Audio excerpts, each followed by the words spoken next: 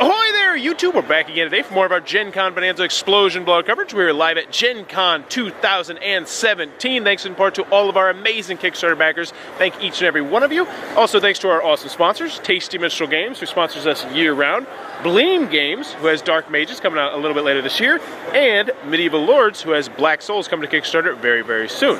But right now, I'm very excited because we're at the Mind-Boggling Games booth, about to learn about the upcoming Dice Throne with one of the designers of the game, Nate. Nate, that's right. So, what is Dice Throne? Dice Throne, reviewers are calling it a cross between Magic the Gathering meets King of Tokyo. So it's a very fast-paced combat game. So I'm going to pick my favorite hero, you're going to pick yours, and we're going to duke it out. So for example, let's say I pick the Moon Elf. The base of the game is a Yahtzee roll. So I'm going to roll all 5 of my dice, and I'm going to use the symbols and numbers on this dice to activate one of these abilities to attack you with. So in this case, the first thing I'm going to do is look for numbers in a row. I have a 3, 4, 5. So that's on my way to doing a small straight. I also could look at, I have 2 feet and 3 arrows, so I'm close to doing covered shot. But let's go for the small straight. So I'll keep those. I'm going to choose to roll these. And I did not get a 2 or 6. I'm going to try my last roll. And I did not. So let's show you where cards come into play. So one of the fun things about Dice Throne, I don't like games that are just all pure luck, right? So you can manipulate the dice in this game. So for example, in this I have a 3, 4, 5. I really want a 2 or a 6. So I could play a card like Tip It, which increases or decreases the value of any dice by 1. So I'm going to tip this 3 right here down to a 2. And now I have 2, 3, 4, 5, 6. Perfect. I've got my Entangling Shot attack, which is a small straight, 4 numbers in a row. It inflicts Entangle and deals 7 damage. Now every hero has a variety of different status effects. And Entangle, if I put it on the Barbarian, let's say I'm fighting him, Entangle means that on his turn, he only gets 2 rolls instead of 3. If he takes a blind, that means at the end of his attack, he has to roll 1 die, and if it's a 1 or a 2, he misses. Evasive is something I can gain on myself, which will give me a chance to dodge. Targeting means he'll take +2 damage. The Shadow Thief can poison, the Pyromancer can burn. All the heroes have very, very different effects that they can do. So now back to the Moon Elf.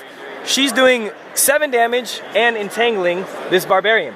The Barbarian then gets to activate his defense ability, which says, Thick Skin. He gets to roll 3 dice, and he heals 2 for every heart he rolls. So I roll my 3, and I heal 2 of the 7 that's incoming. So I'm taking 5 damage, and the game starts at 50 health is the beginning of the game. I just took 5, so now I'm going to go down to 45 health, and my goal is to get this health down to 0 in order to win the game. Now there's other great cards, so there's that Tip It you already saw, a Wild where I can just change any one die to anything else I want.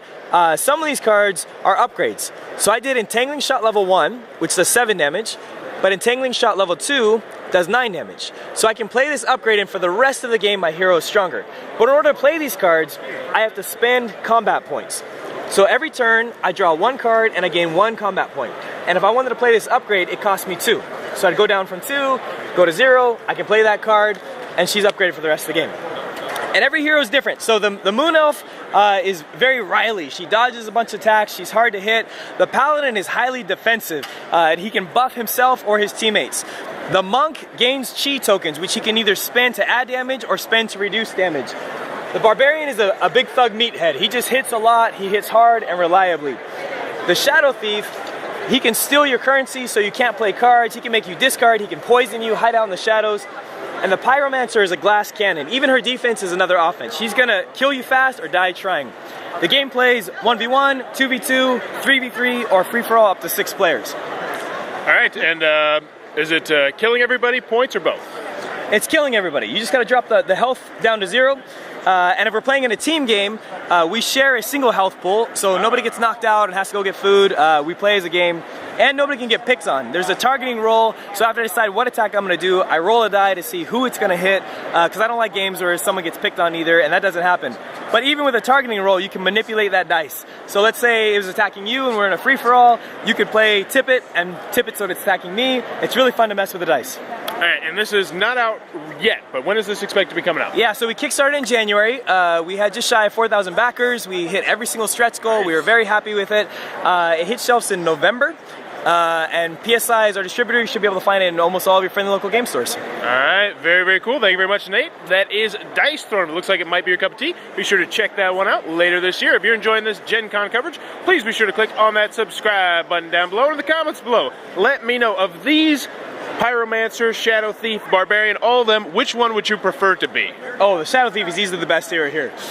Manny will say the Barbarian, but we like bickering about that. Hey, I think I'd like to be a Barbarian too. Nice, big, strong. That's what I'd like to be. Let me know in the comments below which one would you like to be. And as always, thanks for your time, YouTube. Thank you.